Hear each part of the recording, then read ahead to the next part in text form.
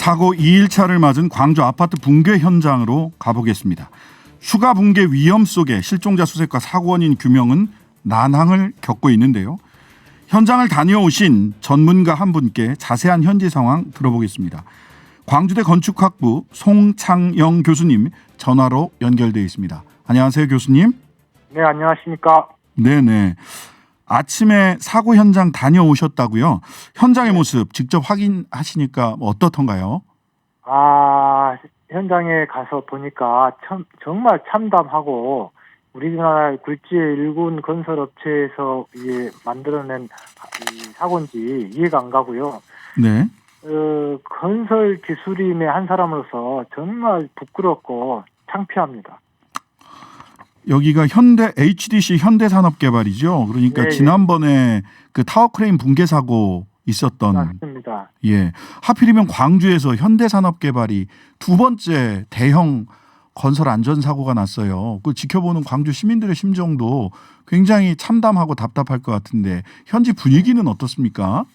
굉장히 지금 현대산업개발이 정말 이미지가 너무나 안 좋았고요. 네네.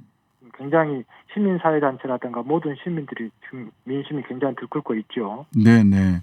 자, 언론 통해 전해지는 상황도 어제와 크게 달라지지는 않았어요. 날씨와 추가 붕괴 우려 때문에 수색 작업을 제대로 진행하고 있지 못하다라고 하는데 제보 영상 보니까요. 이게 현실에서 벌어질 수 있나 싶을 정도로 외벽이 빠르게 무너지던데 이 정도 상황이면 도대체 어떤 원인이 어떤 요인이 있었길래 이렇게 빠르게 외벽이 무너질 수 있을까요?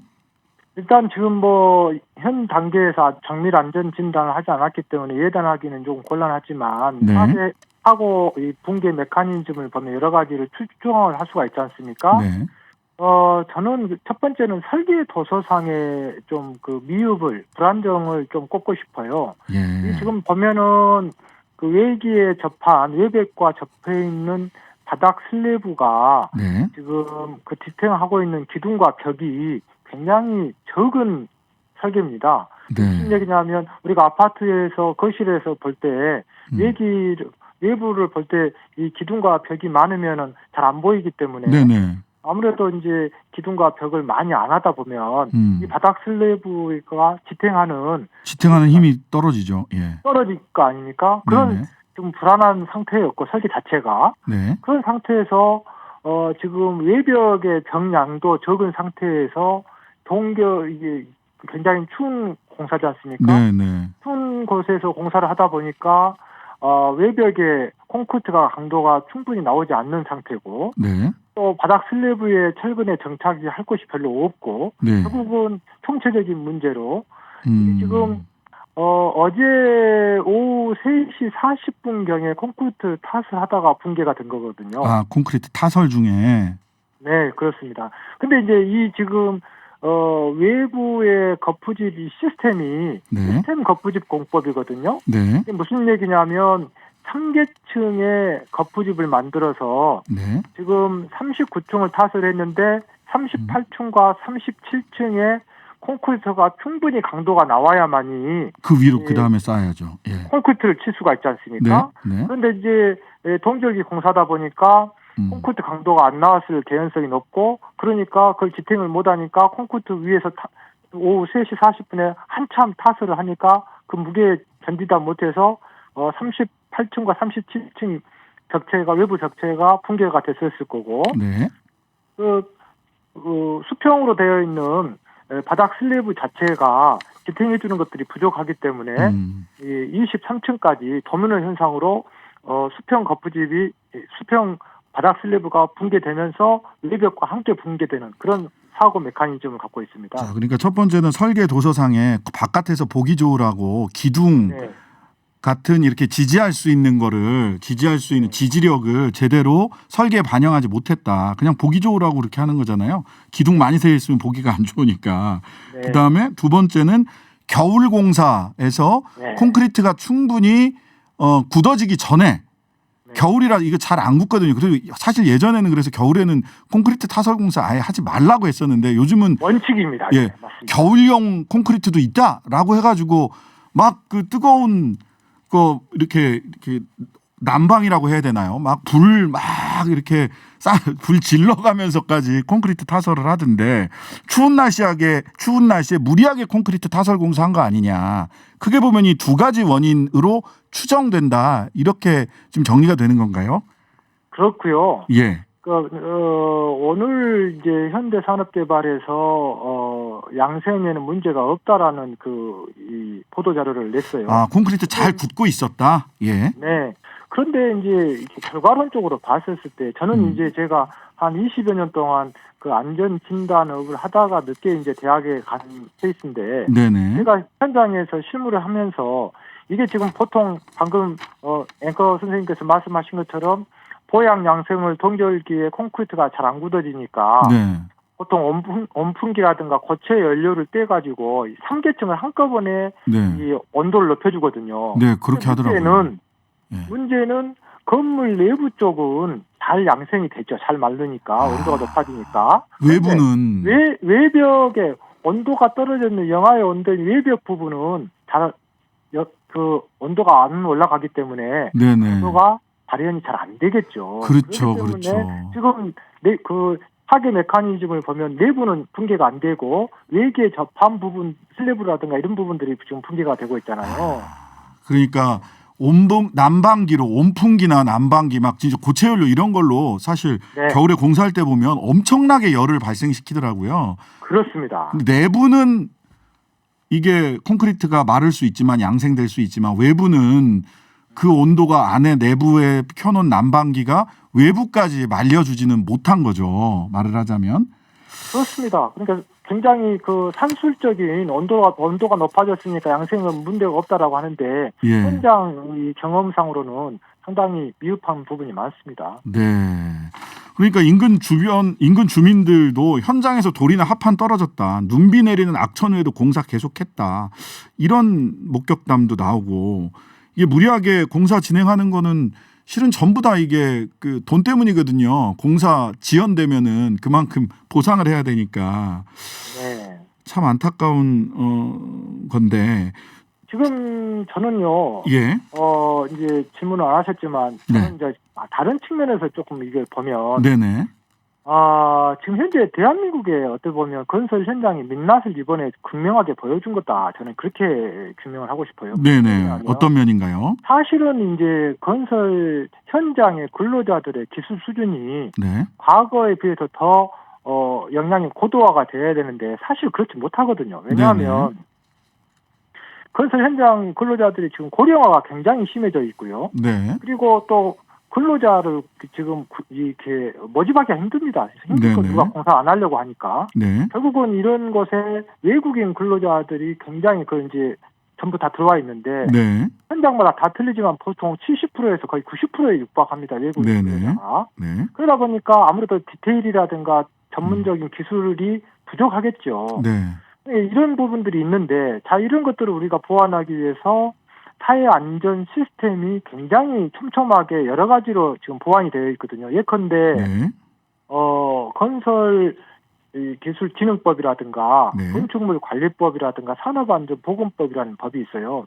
이런 데 보면 이런 현장에 사고가 나지 않도록 안전관리 계획을 적법하게 수립도 해야 되겠고 안전점검도 적법하게 하고 또 구조 기술사라고 하는 아주 스페셜한 전문 기술자들이 구조 감리를 함으로써 이런 일들을 미연에 예방도 하고 컨설팅도 하고 보완을 했어야 되는데 이런 제도는 있으나 지금 현재 안전점검이나 구조 기술자들이 현장에서 이런 것들을 제대로 하고 있느냐. 매우 눈으로 정말 눈 부릅뜨고 이런 것들을 했느냐. 저는 이게 작동이 안 됐다고 생각합니다. 네. 왜냐하면 왜 그것을 느낄 수 있냐면 지금 이런 부실공사 전체적인 정말 참담하거든요. 그리고 이게 지금 계약 방법인데 방송에서 적절한가 모르겠습니다만 이게 이제 현대산업개발이요. 현대산업개발에서 안전 진단이나 구조 감리를 불특정한 정말 매우 눈으로 볼 수 있는 업체에다 줬을 것이냐 아니면 소위 협력업체라고 하는 그런 눈 가리고 아웅할 수 있는 네. 우리 말을 들을 수 있는 업체한테 줬는가 네. 이런 것들도 면밀하게 취재를 해야 될 것 같습니다. 네, 네. 법 제도가 있으나 현장에서 제대로 준수되지 못하고 있는 점, 그다음에 인력의 문제, 인력이 그 기술이 좀 고도화돼야 되는데 그러지 못하다라고 하는 문제점까지 그 지적을 해주셨고요. 지금 들장미 소녀 짱가님, 저희 남편도 건설 현장에서 일해요. 공기 단축하려고 무리하게 공사를 진행한 게 사고의 원인으로 보인다고 하더라고요.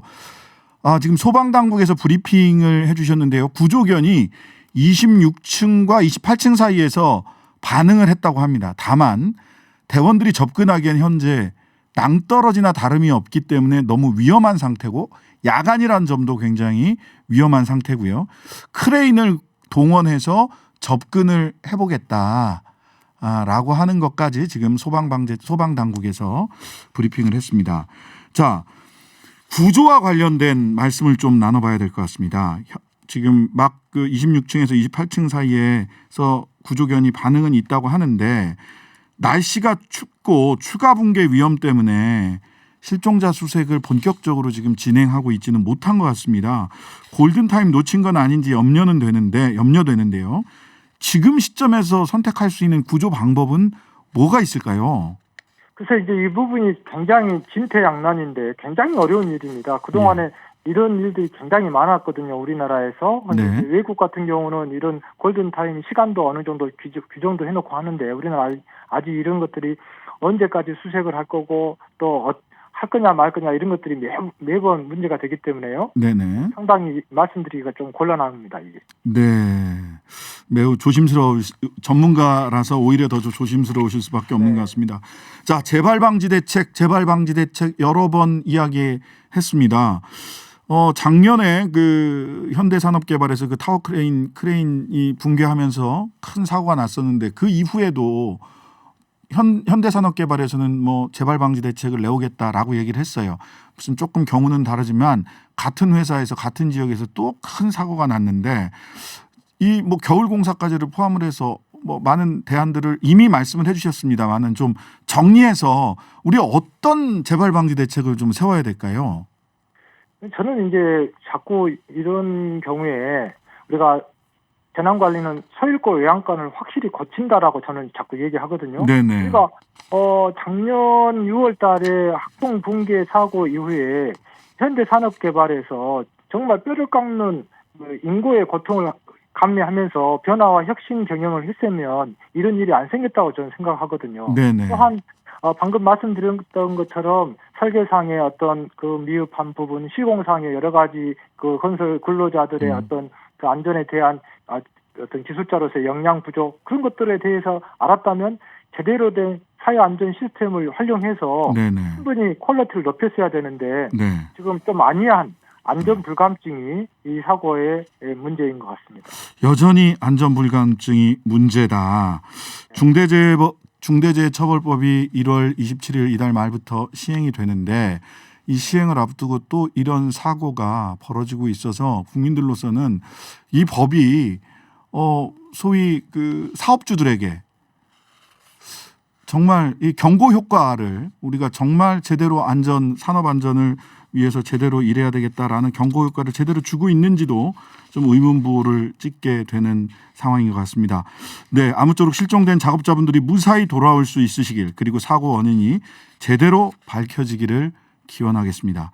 지금까지 광주대 건축학부 송창영 교수님이었습니다. 네, 감사합니다. 네, 감사합니다.